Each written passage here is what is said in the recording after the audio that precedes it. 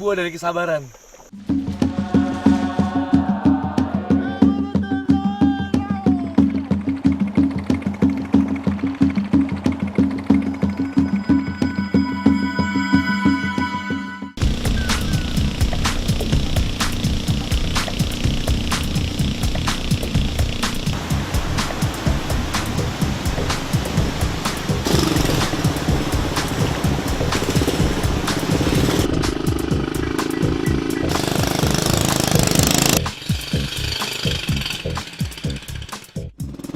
Karakter sungai pegunungan memang seperti ini, dia berjeram.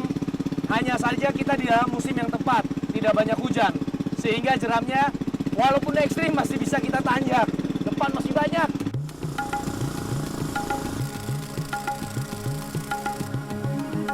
Mengarungi sungai berarus deras di daerah pedalaman adalah idaman setiap pemancing air tawar. Di lokasi seperti inilah, saya bisa memuaskan hasrat berwild fishing secara maksimal. Sejak dahulu, masyarakat Dayak Longgelat di Desa Lung Tuyok memiliki tata kelola perairan air tawar yang berkelanjutan.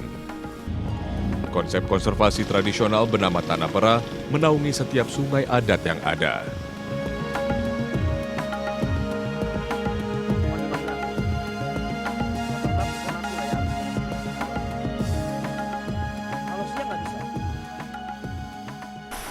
Situasi sungai berarus deras, pemilihan umpan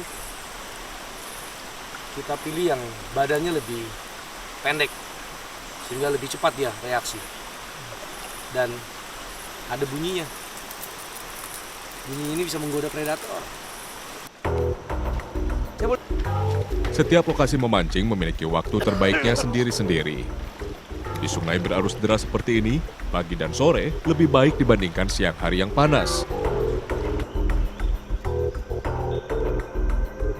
Tantangannya adalah akurasi lemparan yang harus terus dijaga konstan.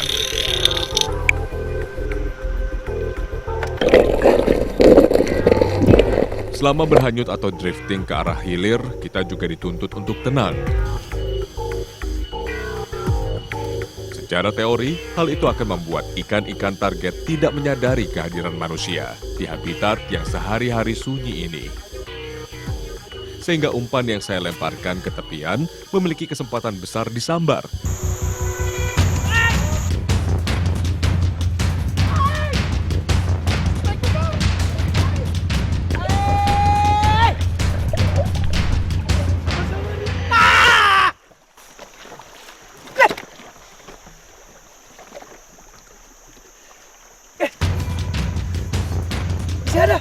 Masih ada, kasih lepasin.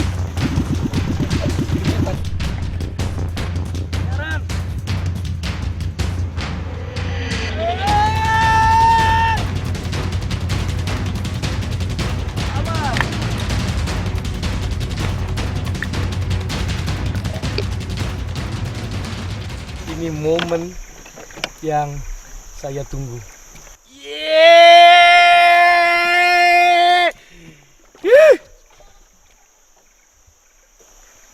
Ini buah dari kesabaran. Gemuk, nyaran, atau sapan. Maha kamu lu. Saya nggak nyangka ini bisa dapat ikan di bener-bener di lehernya arus. Wild fishing, keren banget. Ikan sapan atau nyaran dikenal sebagai ikan pemakan segala atau omnivora. Jangan tertipu sama bibirnya yang tebal, tanpa gigi. Di dalamnya, tenggorokannya ini ada gigi. Kalau kita masukin dia gigit, jamin berdarah. Sapan ini adalah ikan air tawar konsumsi. Artinya ikan air tawar yang dikonsumsi dengan harga yang termahal. Karena tekstur dagingnya yang halus dan taste-nya dia memiliki lemak yang banyak sepanjang tubuhnya ini. Ikan ini harus benar-benar mengumpulkan lemak karena dia butuh energi yang banyak untuk menerjang arus. Kondisi terbaik sungai pegunungan adalah ketika tingkat kejernihan dalam air sangat tinggi. Kombinasi kecepatan melempar dan akurasi harus terus saya jaga agar titik potensial di tepian tidak terlewat begitu saja.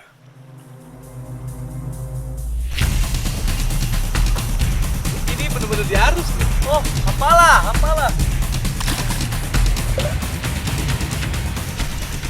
Menunjukkan hampala memang bisa melawan arus.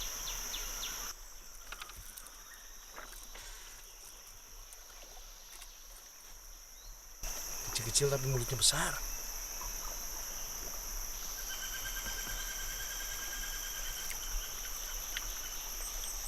Masih kecil, sebaiknya kita rilis agar lestari.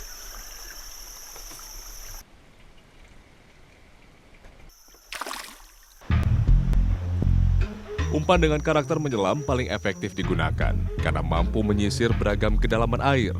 Penggunaan warna-warna natural menyerupai kayu dan buah-buahan hutan lebih baik dibandingkan warna terang yang mencolok.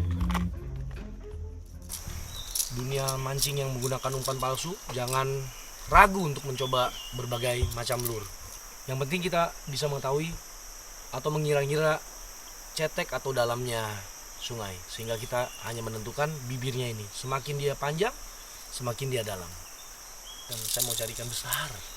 Teorinya sih umpan besar, ikan besar.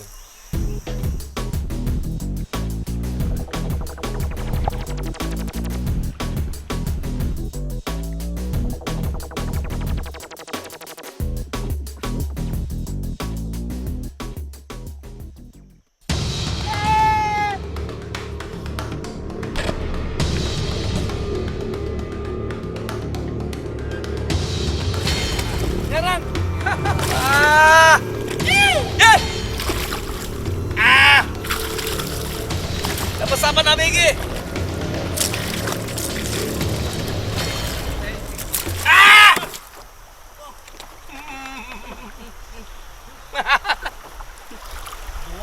Terlalu terburu-buru. Arah lemparan umpan selama berhanyut sebaiknya ke sisi sungai yang lebih dalam. Artinya, posisi perahu harus berada di areal badan sungai yang lebih dangkal. Dengan cara ini, umpan akan terus berenang di kedalaman yang ideal.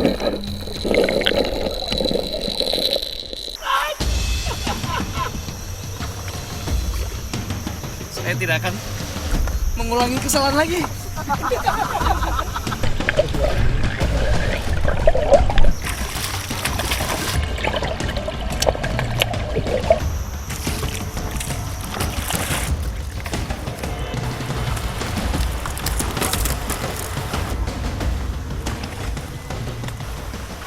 Kalau kita bicara ikan masher atau sapan, ini terbagi oleh beberapa kasta.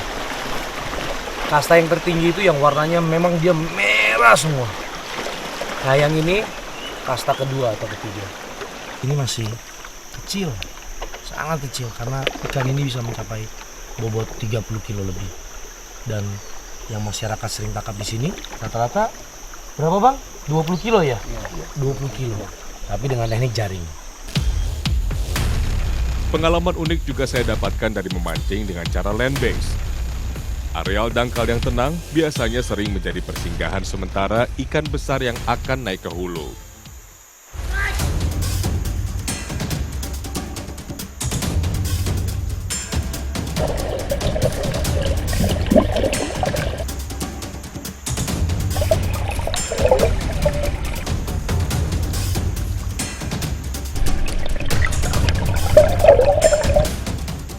Terjaganya populasi ikan sampan di sungai ini membuktikan bahwa konsep konservasi tradisional tanah pera efektif diterapkan di sungai pegunungan.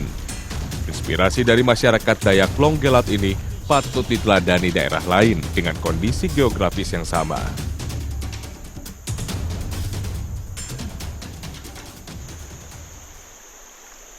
Sapan ini beda dengan ikan-ikan predator yang kita jumpai dengan banyak gigi. Ikan ini dia tidak bergigi di depannya karena dia omnivora. Dia ikan pemakan segala. Jadi apabila tidak mendapatkan ikan-ikan kecil, udang, ikan ini juga makan buah-buahan.